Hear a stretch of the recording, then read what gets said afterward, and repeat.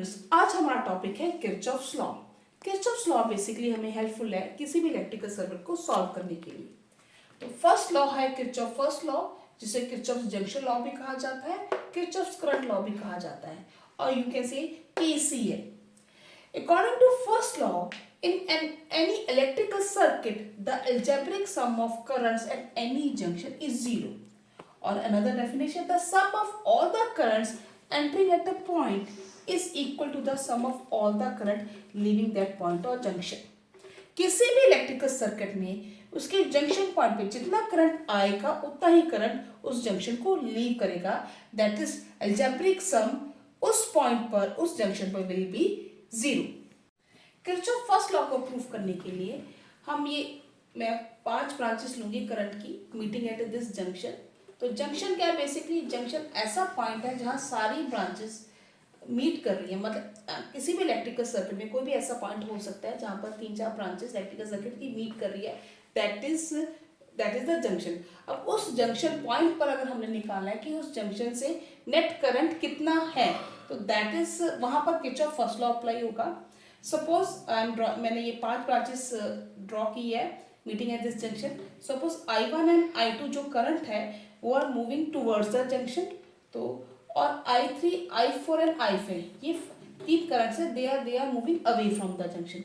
तो Kirchhoff first law के accordingly क्या होगा कि जो ये करंट आ रहा है जितना, उतना ही करंट उस जंक्शन को लीव करेगा। सम आउट की जितना करंट हमारा इस पॉइंट पर रीच करेगा उतना करंट लीव करेगा। तो इसको हम रिप्रेजेंट कैसे लिखेंगे? कैसे? That is I1 plus I2 is equal to I3 plus I4 plus I5। That is statement of Kirchhoff रॉकी की नेट करंट, जितना करंट एंटरिंग द जंक्शन और leaving junction is equal to each other. तो we can also write in this way, that is I1 plus I2 plus minus I3 plus minus I4 plus minus I3। That is algebraic sum of current at a junction equal to 0।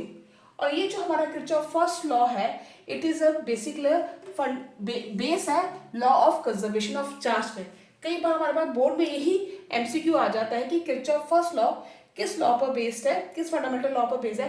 That is a law of conservation of charge, क्योंकि charge यहाँ conserve रहता है, charge की value conserve रहती है। Convention इस law की क्या है कि current entering a junction must be taken as positive. जो करंट जंक्शन के टूवर्ड्स आ रहा है उसको हम पॉजिटिव लेंगे, और जो करंट जंक्शन को लीव कर रहा है उसको हम नेगेटिव लेंगे। फिजिकल सिग्निफिकेंस क्या है इस लॉ की? It's signify the conservation of charge. जैसे मैंने अभी पहले भी बात की है, तो इन पॉइंट्स को स्टूडेंट्स नोट कर लें। फिर इसके बाद हम इसका एक न्यूमेरिकल करते हैं। हम न्यूमेरिकल करते हैं किरचॉफ फर्स्ट लॉ पर। This is the numerical for based on Kirchhoff first law, जिसमें हमने वैल्यू फाइंड करनी है आई की। That is this thing. यहाँ पर हम अगर इसको देखें कि यहाँ पर हमारे पास 5 ब्रांचेस है जो इस जंक्शन पर मीट कर रही हैं। ये जो 5 ब्रांचेस में, ये जो 3 ब्रांचेस है इनमें current moving towards the junction, और ये 2 ब्रांचेस है जहाँ से करंट लीव कर रहा है। तो according to the sign convention, net अगर करंट निकालिए, आई की वैल्यू निकालनी है, तो हम इन सभी करंट्स को ऐड करेंगे। तो वैल्यू क्या बनेगी, सोल्यूशन क्या बनेगा इसका? That is 5A current is moving towards the junction, we will take it as positive. 6 ampere current moving towards the junction, we will take as positive. 3A we will also take as positive, and the 4A ampere current leaving the junction, we will take it as a negative of 4, and the I is also negative, that is also leaving the junction, that is minus I। तो ये हमारे पास क्या value आ जाती है I की? that is 5 plus 6 plus 3, that is 14 minus 4 minus I equal to 0। 40 minus 4 that is your 10 minus I equal to 0। यानी हमारे पास I की value I that is 10 ampere. यानी अगर आप ध्यान से देखो कि जो I की वैल्यू हमारे पास अगर 10 है और ये है 4A, 4 plus 10 that is 40, 5 plus 6 plus 3 ये भी 14 है, मतलब 14 एम्पियर करंट आपका आ रहा था इस जंक्शन में, और 14 एम्पियर करंट ही आपका इस जंक्शन से लीव हो रहा है। करते हैं किरचॉफ सेकंड लॉ, जिसको किरचॉफ वोल्टेज लॉ भी कहा जाता है और किरचॉफ लूप रूल भी कहा जाता है। इसकी short form that is KVL. जैसे उसकी केसीएल थी, इसकी है KVL, that is Kirchhoff voltage law. According to this law, it states that in any closed loop of a network, the algebraic sum of potential must be zero, that is summation of V equal to 0. Or another statement, it states that the algebraic sum of all the voltage and EMF in a closed loop is equal to 0. यानी closed loop में जो algebraic sum होगा EMF का, that is equal to the algebraic sum of I and R. This is Kirchhoff's second law. अब हम sign convention करेंगे Kirchhoff second law की. According to the sign convention हम आगे किरचॉफ लॉ प्रूफ करेंगे. तो फर्स्ट साइन कन्वेंशन है जो किरचॉफ लॉ के अकॉर्डिंगली इलेक्ट्रिकल सर्किट पर हमारी अप्लाई होती है कि अगर आपकी लूप की डायरेक्शन जो हमारी लूप होगी, इट मे बी क्लॉकवाइज और एंटी क्लॉकवाइज, अगर वो नेगेटिव टू पॉजिटिव फ्लो करती है तो ईएमएफ की value will take at negative. अगर वो लूप की direction negative to positive to negative है, यानी यहाँ पोटेंशियल ड्रॉप हो रहा है, तो हमारी ईएमएफ की वैल्यू है पॉजिटिव. ऐसे ही करंट रेजिस्टेंस है. करंट रेजिस्टेंस जो है we will take as positive अगर लूप की डायरेक्शन और करंट की direction in the same direction में. ऐसे ही अगर लूप की डायरेक्शन ऑपोजिट डायरेक्शन में लेकिन करंट की डायरेक्शन से ऑपोजिट है लूप की direction, then we take V is equal to minus IR. अब हम किरचॉफ सेकंड लॉ को प्रूफ करेंगे. किरचॉफ सेकंड लॉ को प्रूफ करने के लिए हम एक क्लोज लूप सपोज करेंगे ABCDEF. इस क्लोज लूप को हम दो लूप्स में डिवाइड करेंगे. वन बाय वन दोनों में किरचॉफ सेकंड लॉ लगाएंगे. तो फर्स्ट जो लूप कंसिडर करेंगे that is ABEFA. In this loop according to sign convention जो अभी हम करके आए हैं, तो डायरेक्शन करंट की ये है आपकी A to B और लूप की भी डायरेक्शन ये है.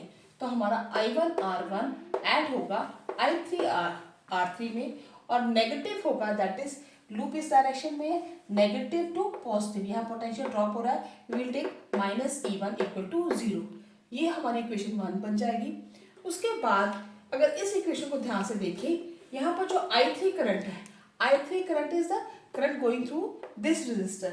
पर I3 यहाँ इस जंक्शन पर दैट इज B जंक्शन पर अगर I2 करंट यहाँ से आ रहा है, I1 करंट यहाँ से आ रहा है, तो दोनों करंट इस जंक्शन पे मीट कर रहे हैं. तो ये जो as according to the first law जो जितना करंट एंटर करेगा उतना ही लीव करेगा. तो यहाँ से जो करंट बाहर की तरफ जा रहा है इस जंक्शन को लीव कर रहा है, यानी I3 will be equal to I1 plus I2. यही I3 की वैल्यू हम इक्वेशन नंबर 1 में सब्स्टिट्यूट करेंगे.